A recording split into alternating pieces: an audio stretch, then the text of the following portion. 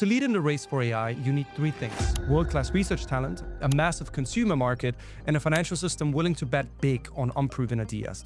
There's one place on Earth that on paper has all three. I'm not talking about the United States. I'm talking about Europe. But look at this chart. In 2008, the economies of the European Union and the United States were almost exactly the same size. But look what happens by 2023. The American economy is now $9.3 trillion bigger. That gap is larger than the economy of Japan. Let's try something. See what happens if you strip out the technology sector from both economies. Now that gap almost entirely disappears. It's tempting to think that this is just a story about money. But what happens when the most important technology of the century, so the thing your economy, your security, and your democracy now run on, is something that you don't own, and you have to rent from a country that has started treating that dependence as leverage? Treat today's video as a verdict from a passionate European who spent the last decade advising governments and companies on AI strategy. I want to explain to you why Europe failed to dominate artificial intelligence and why its inaction risks losing much more than just market share. To do this, we'll track the story of Lena, a European AI startup founder. For hype-free analysis on AI, consider subscribing. 3 years ago, Lena stood in front of a utility company and watched their software do something that their American competitors couldn't: rebalance a regional power grid around a fault in real time. She'd built something generally ahead of the field with just 19 people in Munich. And she's not the exception. So look at what Europe has. There's a small Dutch town called Veldhoven in which there's arguably the most complicated and important technology company on Earth. That company is called ASML, and it's the only firm that makes the most advanced chip-making machine, so the one that every cutting-edge AI chip depends on. Few people know this, but every NVIDIA chip in every American data center begins live inside an ASML machine in the Netherlands. Without this one European company, the entire AI industry stops. So Europe holds one of the few real choke points over everyone else, including the United States. Then there's other companies like Mistral, which builds large language models that compete directly with the Americans and with the Chinese. Two of the world's top 5 AI research universities are European. Lena is proof that the technology was never the problem. The talent is here, the science is here, some of the most critical hardware on Earth is still European. So what's going on? The obvious explanation is the one that you've heard 100 times: money. It's the right place to start, but is it really the answer? As Lena's technology proves successful, she needs money to scale her startup. So she goes to a German bank. The banker liked her, he liked the company. And then he asked the only question that mattered to him: what could the bank seize and sell if she failed? A factory? Would it be a building? Machinery? But she just has 19 engineers, some laptops, and a groundbreaking idea. So he says, I'm sorry, there's nothing to lend against. Part of Europe's AI malaise comes down to how it funds or fails to fund its most ambitious companies. Companies are funded through what's called capital markets, so that's venture capital, pension funds, and insurers. They put slices of money into risky bets, knowing that a lot will fail, but some others might produce returns 100 times over. The system exists to fund 100 experiments to find the one that becomes the next Google. But in Europe, companies are funded by banks, and banks by design want collateral, so something that they can seize if things go belly up. An AI startup has none, so they don't lend. Now, to be clear, Europe does have a venture capital industry, and the early stage end of it is generally good. So a founder like Lena can raise her first few millions in Berlin or Paris without much trouble. The trouble really starts later. American pension funds put more than 10% of their assets into private companies. European ones less than 1%. So European funds stay small and they run dry exactly when it matters most. The moment where startups need the big late-stage checks that turn them into a global operating business. At that stage, America has roughly 8 times more capital available. There's a certain irony in that, and that's because Europeans are technically the best savers on Earth. The problem is just that the money is trapped. And here's why. The continent does not have one single capital market, but it has 27, each with its own insolvency law, each with its own tax rules, each with its own securities regulator. A capital market was actually promised back in 2015, but a decade later, it still doesn't really exist. So Lena hits the point where she needs $100 million. She can find it across 27 fragmented markets, and so she flies to San Francisco, where eventually she'll probably move the company to. Each of those moves is a piece of European sovereignty boarding a plane. The company, the jobs, the tax base, the patents, the control, all of it. So the honest question is, why does European money behave differently?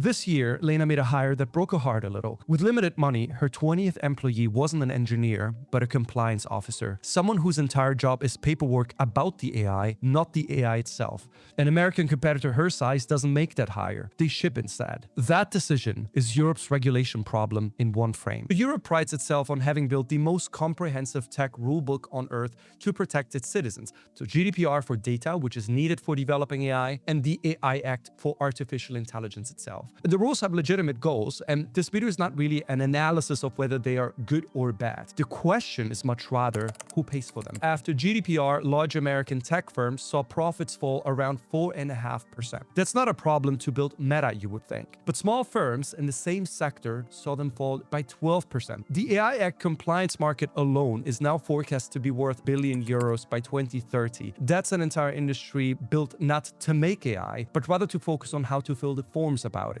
Meta can pay that, but Lena's compliance officer is what it costs a 20-person company. So the rules meant to constrain the giants actually end up protecting them. Now, Mario Draghi, who was the head of the European Central Bank, who I had the pleasure to meet, counted more than 100 separate tech laws and over 270 digital regulators across the European Union. That's all bureaucracy and red tape that a startup founder would have to go through if they wanted to scale. Now, compare that to a founder in San Francisco who sells to 330 million people in one single language. And these internal barriers inside Europe's own single market really act like a tariff on goods. But then, plenty of places have tons of regulation and fragmented markets. There is something underneath all of it, and it's the part that nobody in the old continent wants to talk about. Every few weeks, when Lena visits home, she has the same conversation at Sunday dinner. Her father is frightened for her. He grew up believing the goal in life was a job for life. To him, a stable role at a big firm with a pension is a success. A startup that could collapse and follow you for years is close to reckless. And by the logic of the world he grew up in, he's right.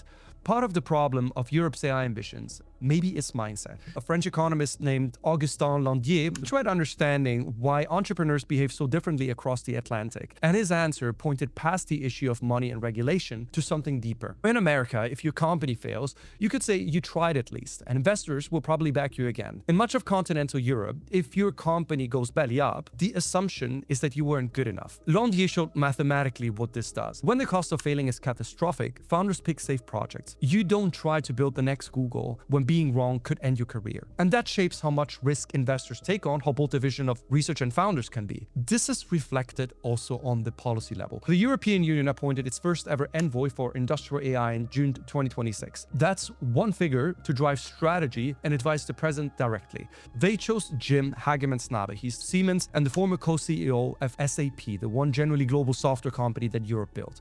On paper, he's a software literate, so he could be a sensible choice. But notice again the instinct. Faced with a software problem, Europe reached for the chairman of a 180-year-old industrial incumbent, the safe hand, rather than someone who's been operating in a scrappy startup environment and really understands the struggle of AI firms.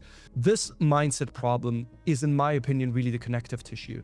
And notice how it sits underneath the money and rules, shaping them both. Because in a culture where failure is considered shameful, the political demand is really to prevent disasters rather than enable triumphs. So the structure and the culture feed each other. You could say we don't have to participate in a careless race dynamic, and that's a true argument. But there's probably a difference between being reckless and wanting to stay competitive. And it's becoming expensive. Europe's inaction on AI is beginning to write red numbers. Start with cars. In 2019, Europe's bestseller was the Volkswagen Golf, German, built in Germany by German engineers. But today, the world's bestseller is the Toyota RAV4, then the Tesla Model Y. No European car is currently in the global 10. Ask Volkswagen what happened, and the honest answer is that it wasn't actually another car company that's been outcompeting them, but rather a software firm that happens to build cars. So for 30 years, the deal was essentially that America builds the consumer internet and Europe builds the physical things: car, planes, drugs, machines. That assumption held until the physical things became software and Europe didn't make software. And you could say none of this is really a problem. Why not being a partner in a cooperative supply chain? If you step back, everything we've traced has been one thing wearing different clothes. Europe felt comfortable skipping the risk of building the technology as long as it could always buy it from an ally. Buying was cheaper than building was risky, and as we said, Europe is wary of risk. And then came 2025. The return of the Trump administration has widely been seen as a rupture on the existing global order. Suddenly there were talks of tariffs, taking over Greenland. Meanwhile, Anthropic announced Mythos and didn't give access to a single European organization for 2 months. So Europe could turn east instead. And on paper, the Chinese option looked pretty much made for it. DeepSeek and Alibaba's Qwen ship frontier-grade models as open weights, free to download, a fraction of the cost to run, and good enough to match the American counterpart. And for a continent desperate for sovereignty, or at least for maintaining independence, they were uniquely tempting. But again, it's just borrowed sovereignty. And use the Chinese clouds and your data sits on servers in China under a law that compels any firm to hand it over on request. The dependence that was a bargain for the last 3 decades has now hardened into a vulnerability with no quick exit. And Europe risks finding itself caught between 2 superpowers, owning neither the technology nor the off switch. So back to 2 in the morning and a founder with a boarding pass. How does a continent invent a revolution, then watch someone else build it? Europe became masterful in optimizing for stability, for securing jobs, incomes, institutions, life. And these aren't bad things. They're why Europe has the highest life satisfaction in the world. They're why Lena was able to get top-tier education without having to pay for private school. But AI rewards speed, risk, the willingness to lose a fortune chasing something that nobody has built. And as we enter a new economic era, that gap is widening by the day. Everything Europe needs to win is in Lena. The talent, the technology, the great ideas. But everything that makes her leave is around her.